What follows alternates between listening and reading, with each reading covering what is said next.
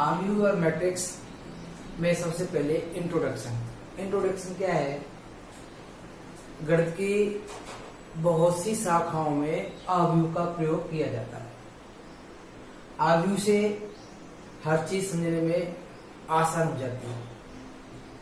आव्यूह सबसे पहले बीजगणित में प्रयोग किया गया था। बीजगणित में आर्थर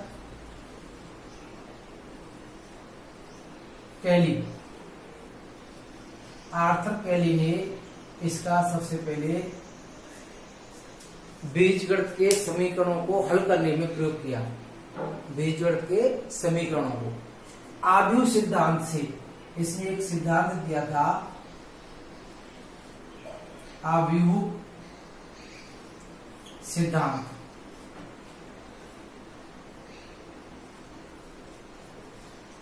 आव्यूह सिद्धांत से बीजगणित के समीकरणों को हल किया।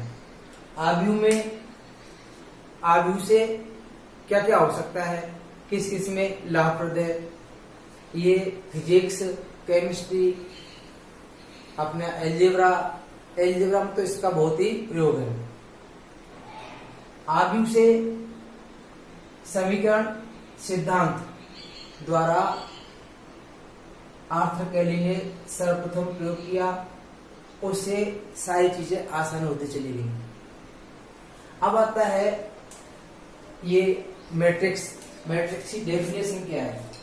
मैट्रिक्स की डेफिनेशन, मैट्रिक्स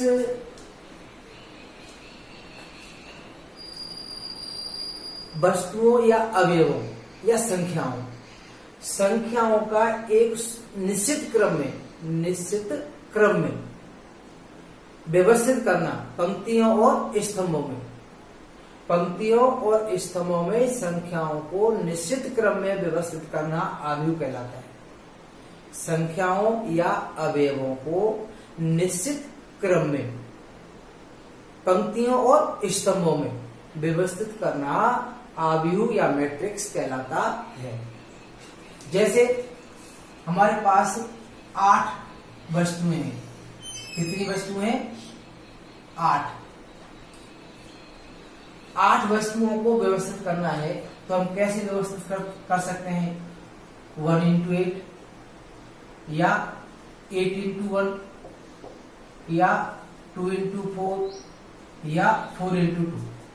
8 वस्तुओं को हम निम्न क्रम में व्यवस्थित कर सकते हैं। निम्न क्रम में व्यवस्थित कर सकते हैं कैसे? हमने 1 2 3 4 5 6 7 8 यूं लिख दिया। ये हो गया क्रम आपका 1 into 8।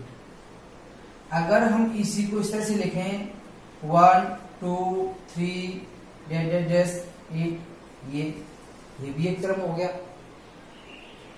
2 into 4 1 2 3 4 5 6 7 8, ये भी एक क्रम हो गया। 1 2 3 4 5 6 7 8, ये भी एक क्रम हो गया।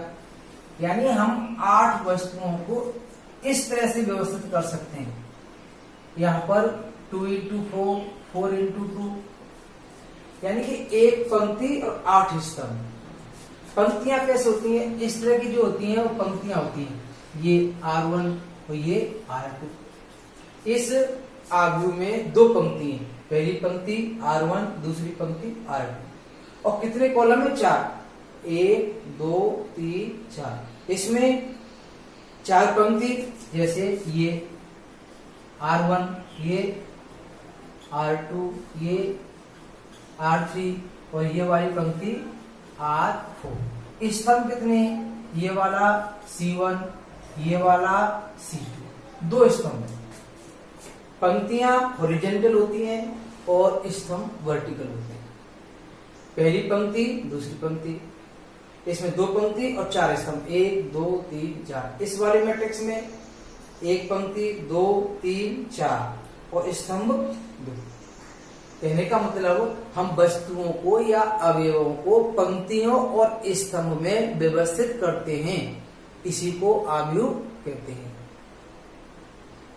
व्यवहारिक जीवन में, दैनिक जीवन में बिना मैट्रिक्स के सब कुछ अव्यवस्थित होता है, अव्यवस्थित दिखता है।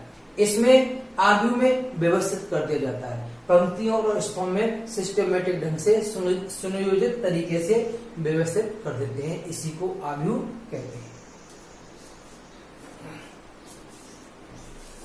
अब देखें नोटेशन क्या होता है।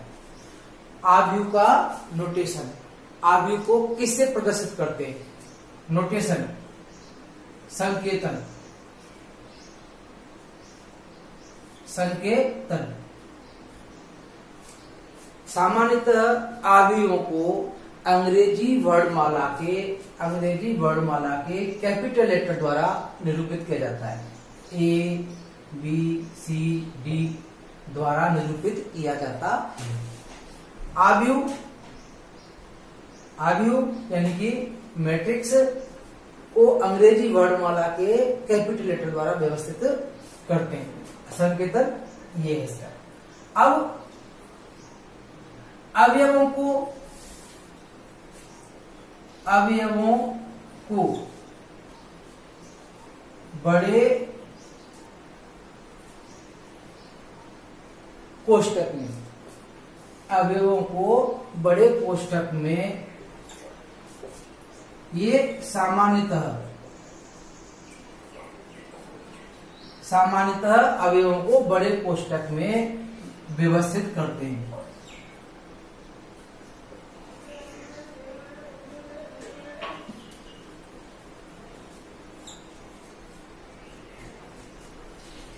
सामान्यतः जो अवयव होते हैं, वस्तुएं होती हैं, उन्हें बड़े कोष्ठक में लिखते हैं।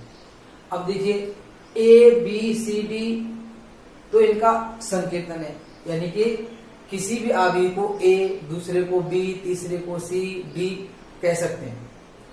अब सामान्यतः इन्हें बड़े कोष्ठक में, अवयवों को बड़े कोष्ठक में लिखा जाता है। कुछ किताबों में छोटे या इस तरह के चिन्हों द्वारा भी प्रदर्शित कर सकते हैं, जैसे 1, 2, 3, 4, 5, 6, 1, 2, 3, 4, 5, 6, 1, 2, 3, 4, 5, 6। हम ऐसे भी व्यवस्थित कर सकते हैं, ऐसे भी व्यवस्थित कर सकते हैं, ऐसे भी। सामान्यतः इसमें, इस किताब में हम आव्यूह को इसी प्रकार संकेतन देंगे, यानी लिखेंगे। आव्यूह को बड़े कोष्ठक में अवयवों को लिखकर ही प्रदर्शित करेंगे। ठीक है। अब आता है ऑर्डर। आव्यूह का ऑर्डर क्या होता है? ऑर्डर क्रम या कोटि, क्रम या कोटि। आव्यूह की कोटि क्या होती है, क्रम क्या होता है? देखो m इंटू n, जैसे कोई एक आव्यूह है, इसको सामान्यतः ए आई जे m इंटू n, जो m इंटू n है वही क्रम है, कोटि है, ऑर्डर है। m इंटू n, m क्या है? पंक्तियों की संख्या। m क्या है? पंक्तियों की संख्या। और n क्या है? स्तंभों की संख्या, स्तंभों की संख्या। m और n ये number of rose, number of columns, number of rose, number of columns. m into n। ए आई जे, आई जे क्या है? अवयव है। आई भी पंक्ति का, जे वे स्तंभ का। आई कॉमा जे, ए आई कॉमा जे, ए आई जे, m इंटू n। देखो जैसे A11, A12, A13, A1n, A21, 22, A2n, 31, 32, 33, A33, 3, n। इसी प्रकार am1, am2, am3, amn, ये m इंटू n क्रम का आव्यूह हो गया। ये क्या है? 1 1 a11 क्या बता रहा है? पहली पंक्ति और पहले स्तंभ वाला अवयव। 1 2 पहली पंक्ति और दूसरे स्तंभ वाला अवयव। 1 3 पहली पंक्ति और तीसरे स्तंभ वाला अवयव। कहने का मतलब पहले जो बोला जाता है वो पंक्ति और दूसरे बार जो बोला जाएगा वो स्तंभ। जैसे 2 1 दूसरी पंक्ति पहले स्तंभ, 2 2 दूसरी पंक्ति दूसरा स्तंभ का अवयव। 2 3 क्या है? दूसरी पंक्ति और तीसरे स्तंभ वाला अवयव। जैसे ये है कोई आव्यूह भी 2 4 5 6 7 8 ये, तो इसमें 2 2 क्या है? ये B 2 1 कितना है? 6। B 1 1 कितना है? 2। B 1 2 कितना है? 4। B 1 3 कितना है? 5। 1 3 पहली पंक्ति तीसरा स्तंभ, पहली पंक्ति तीसरा स्तंभ। ये 1 1 2 पहली पंक्ति दूसरे स्तंभ का अवयव। B 2 3 कितना है? 8। 2 3 दूसरी पंक्ति और तीसरे स्तंभ का अवयव 8। क्लियर होगी बात? यानी कि हम पहचान सकते हैं 1 1 1 2 1 3 ये I J द्वारा प्रदर्शित करते हैं। आव्यूह को हम AIJ द्वारा प्रदर्शित करते हैं और m इंटू n इसकी कोटि या क्रम होता है। इसका क्रम कितना है बताइए? इसका क्रम 2 इंटू 3, 2 पंक्ति और 3 स्तंभ। C 1 2 3 4 5 6 इसका क्रम क्या है? 3 पंक्ति 1 2 3 पंक्ति और 2 स्तंभ, 3 पंक्ति और 2 स्तंभ, इसका क्रम ये है। क्लियर हो गया ना ऑर्डर? अब आता है अपना types of matrix. Types of matrix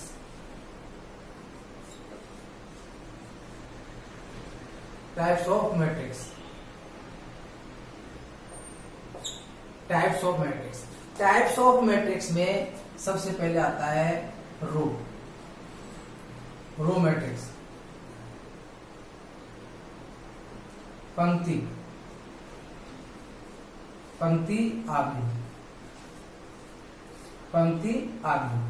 पंक्ति आव्यूह क्या होता है? एक आव्यूह जिसमें केवल एक ही पंक्ति हो, अवयवों को एक पंक्ति में ही लिखा गया हो, आव्यूह मैट्रिक्स कहलाता है, रो मैट्रिक्स कहलाता है। जैसे 1 2 3 4 ये एक पंक्ति में लिखा हुआ है 1 इंटू 4। A B C 3 अवयव हैं 1 इंटू 3। एक आव्यूह जिसमें केवल एक पंक्ति हो, पंक्ति आव्यूह कहलाता है। दूसरा आता है इसी में कॉलम मैट्रिक्स।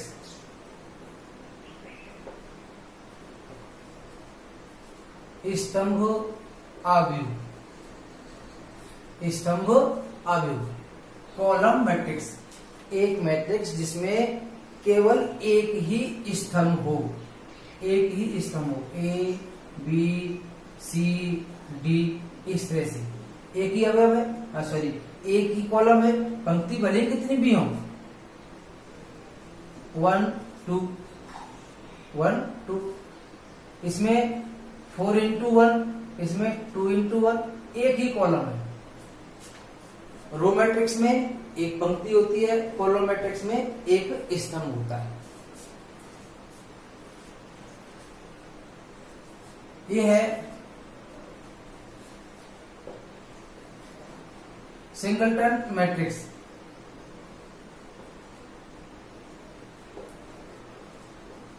एकल आव्यूह, एकल आव्यूह, एक मैट्रिक्स जिसमें केवल एक ही अवयव हो, एक ही अवयव हो, एक ही, 1 into 1 यानी कि एक ही अवयव हो, वो सिंगलटन मैट्रिक्स कहलाता है, एकल आव्यूह कहलाता है। नंबर 4, जीरो या null matrix, null matrix, zero या नल, शून्य आव्यूह, शून्य आव्यूह। एक मैट्रिक्स शून्य आव्यूह कहलाती है यदि उसका प्रत्येक अवयव शून्य हो, प्रत्येक अवयव शून्य हो। एक आव्यूह शून्य आव्यूह कहलाता है यदि उसका प्रत्येक अवयव शून्य हो। प्रत्येक अवयव चाहे वो किसी भी क्रम में क्यों नहीं हो, मैट्रिक्स प्रत्येक अवयव शून्य होना चाहिए। इसे अंग्रेजी वर्णमाला के बड़े जीरो यानी कि कैपिटल O से व्यक्त किया जाता है। ओ यानी कि बड़ा जीरो। एक मैट्रिक्स जिसका प्रत्येक अवयव शून्य हो, शून्य मैट्रिक्स कहलाता है।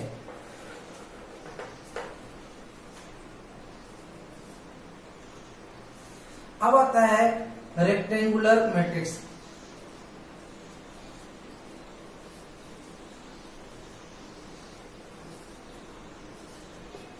आयताकार, आयताकार आव्यूह। जब किसी आव्यूह में m not equal to n, m not equal to n यानी कि पंक्तियों की संख्या स्तंभों की संख्या के बराबर नहीं हो, तो आयताकार आव्यूह कहलाता है। एक मैट्रिक्स जिसमें पंक्ति और स्तंभों की संख्या बराबर नहीं हो, m not equal to n, m not equal to n क्या कहलाता है, आयताकार आव्यूह कहलाता है। अब आयताकार आव्यूह दो प्रकार का होता है। आयताकार आव्यूह दो प्रकार का होता है, एक क्षैतिज आयताकार, क्षैतिज आयताकार, और एक होता है ऊर्ध्वाधर, ऊर्ध्वाधर, ऊर्ध्वाधर आयताकार आव्यूह।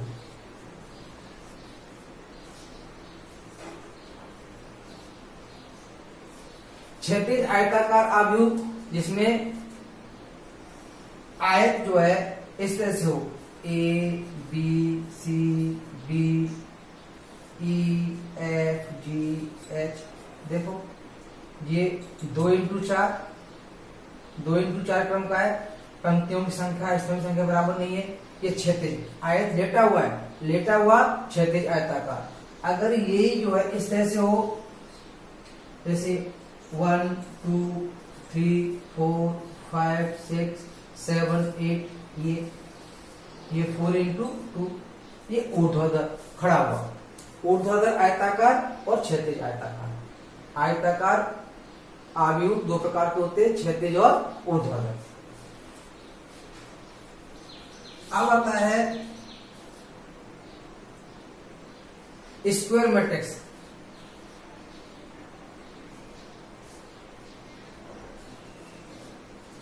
स्क्वायर मैट्रिक्स, स्क्वायर मैट्रिक्स यानी कि वर्ग आव्यूह, वर्ग आव्यूह। जब m बराबर n यानी कि पंक्तियों की संख्या स्तंभों की संख्या के बराबर हो, पंक्तियों की संख्या स्तंभों की संख्या के बराबर होता है तो वो स्क्वायर मैट्रिक्स या वर्ग आव्यूह कहलाता है। जैसे A B C D, ये 2x2 का, ये 1 2 3 4 5 6 7 8 9 3x3 का।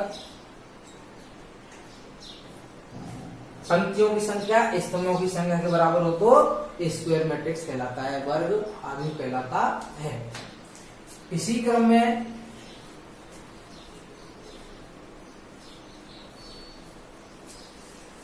ये सब आपको बाद में बता दिया जाएगा। अब आप देखिए स्क्वायर मैट्रिक्स में अब आता है अगला पॉइंट 6, 7 जो भी है, डायगोनल मैट्रिक्स।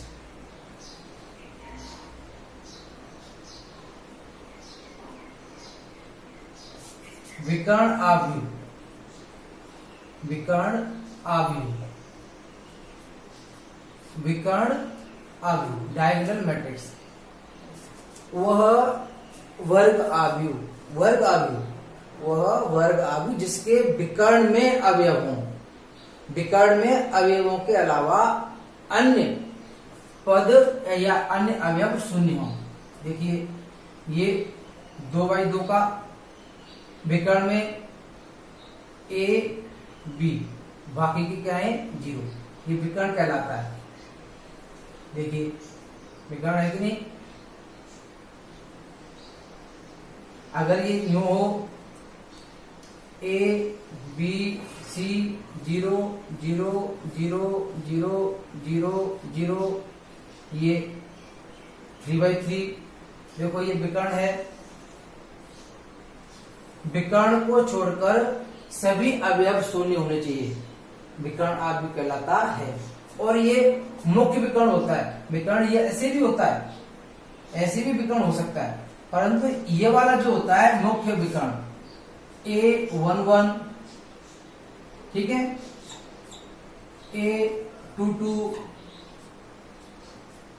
A33, ये देखिए ये 0, ये 0, ये 0, ये 0, ये 0, ये 0, यानी कि मुख्य विकर्ण को छोड़कर, मुख्य विकर्ण को छोड़कर बाकी के अवयव कैसे हैं 0, विकर्ण आव्यूह कहलाता है। अब आता है स्केलर।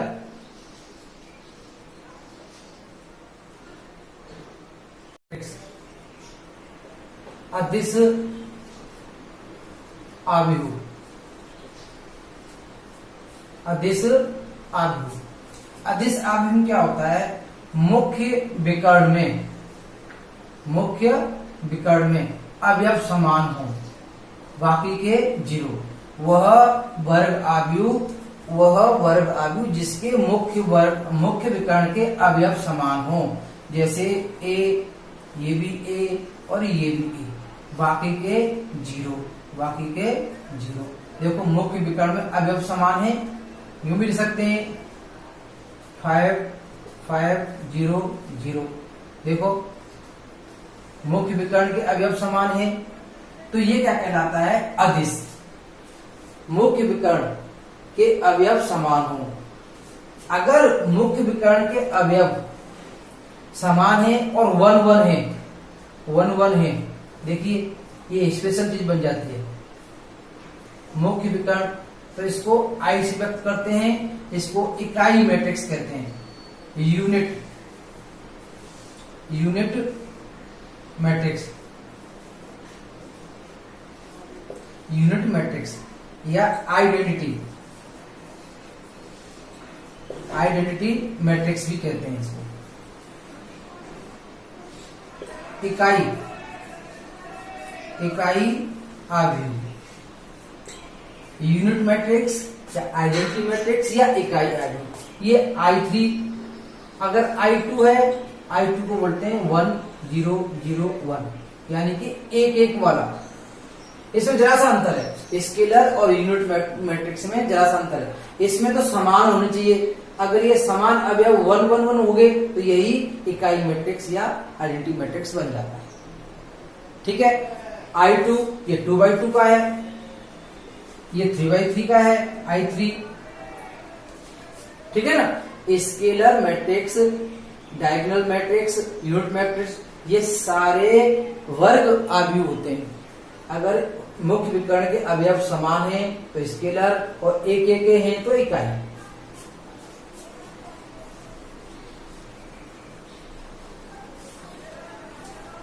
अब देखो इसके अलावा ट्राइंगुलर मैट्रिक्स,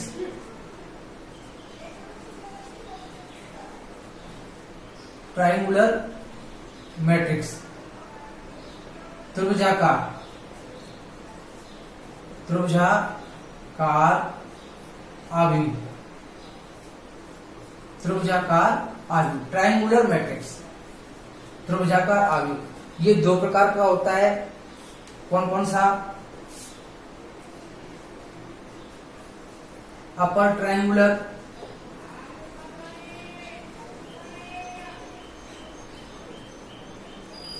और एक होता है लोअर ट्राइंगुलर। लोअर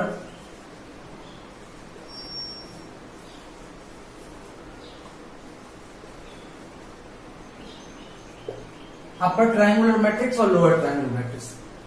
त्रिभुजाकार आव्यूह दो प्रकार के होते हैं, अपर और लोअर।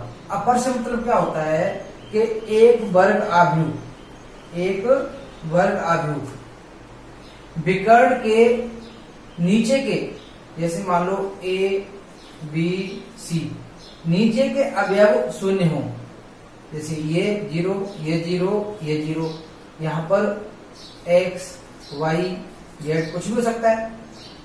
देखो वर्ग आव्यूह के विकर्ण के नीचे के अवयव शून्य है तो त्रिभुज ऐसे बना,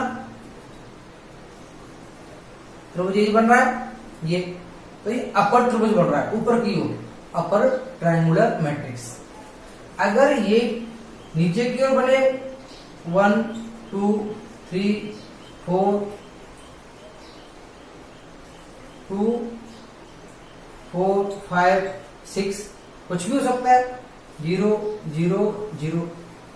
देखो ये विकर्ण है, विकर्ण के ऊपर के अवयव, त्रिभुज नीचे की ओर बन रहा है, विकर्ण के एक ओर नीचे की ओर बन रहा है तो निम्न त्रिभुजाकार, विकर्ण के ऊपर की ओर बन रहा है तो अपर त्रिभुजाकार। त्रिभुजाकार मैट्रिक्स दो प्रकार के होते हैं, अपर और लोअर, अपर और लोअर। ठीक है, इसके अलावा बहुत सारे प्रकार हैं, वो धीरे धीरे डिस्कस करेंगे और अगले वीडियो में इनकी ऑपरेशन बताएंगे। अब आता है अगला ट्रांसपोज, ट्रांसपोज मैट्रिक्स, परिवर्त आव्यूह। ट्रांसपोज मैट्रिक्स, परिवर्त आव्यूह। ट्रांसपोज यानी देखो किसी मैट्रिक्स के पंक्तियों को, मैट्रिक्स की पंक्तियों को स्तंभों में और स्तंभों को पंक्तियों में बदल दें। किसी मैट्रिक्स के पंक्तियों को स्तंभों में, स्तंभों को पंक्तियों में बदल दें तो वो प्राप्त किया गया आव्यूह ट्रांसपोज आव्यूह यानी कि परिवर्त आव्यूह कहलाता है। देखो यदि A इज इक्वल टू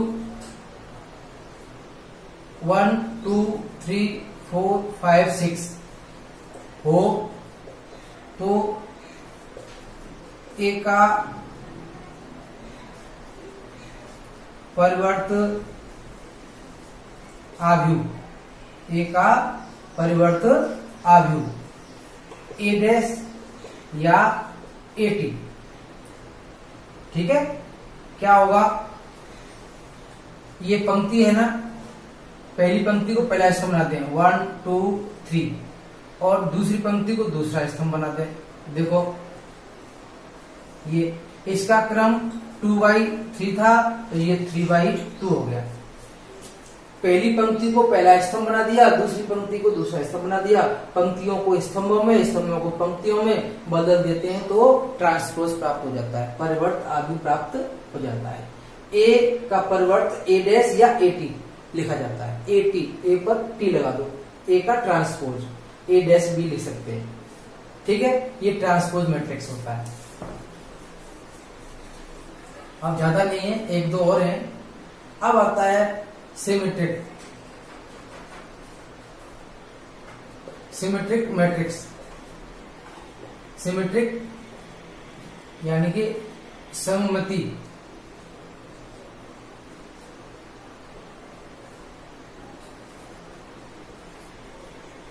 सममिति आव्यूह, सिमेट्रिक मैट्रिक्स। ये क्या होता है? यदि A dash equal to A हो तो A को सममिति आव्यूह कहते हैं। सममित आव्यूह कहते हैं। A dash equal to A, यानी कि किसी आव्यूह के पंक्तियों को स्तंभों में, स्तंभों को पंक्तियों में बदल दें तो वही प्राप्त हो रहा हो। जैसे A इक्वल टू 1 2 2 3, तो A डैश इक्वल टू 1 2, पहली पंक्ति को पहला स्तंभ लिख दिया, दूसरी पंक्ति को दूसरा स्तंभ लिख दिया। देखो ये वही चीज प्राप्त हो गई। पहली पंक्ति यूं थी, यूं लिख दिया, दूसरी पंक्ति यूं थी, दूसरा स्तंभ लिख दिया। देखो A डैश बराबर A, A डैश बराबर A, किसी आव्यूह के पंक्तियों को स्तंभों में, स्तंभों को पंक्तियों में लिख दे तो कोई फर्क नहीं पड़े, यदि कोई फर्क नहीं पड़े यानी A dash equal to A प्राप्त हो रहा हो तो वो क्या कहलाता है? सममिति आव्यूह कहलाता है। A dash equal to A। अब आता है स्क्यू सिमेट्रिक मैट्रिक्स।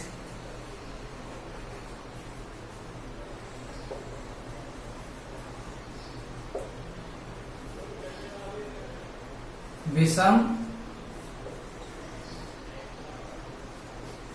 सममिति आव्यूह, विषम सममिति आव्यूह। इसमें क्या होता है? यदि A dash equal to minus A हो तो A को स्क्यू सिमेट्रिक मैट्रिक्स विषम सममिति आव्यूह कहते हैं। विषम सममिति आव्यूह, ठीक है, कहते हैं। A dash equal to minus A, इसका एग्जाम्पल है A इक्वल टू 0 5 माइनस 5 0, तब A डैश इक्वल क्या होगा? 0, पहली पंक्ति को पहला स्तंभ बना दिया। अब देखो ये और ये बराबर नहीं लग रहे।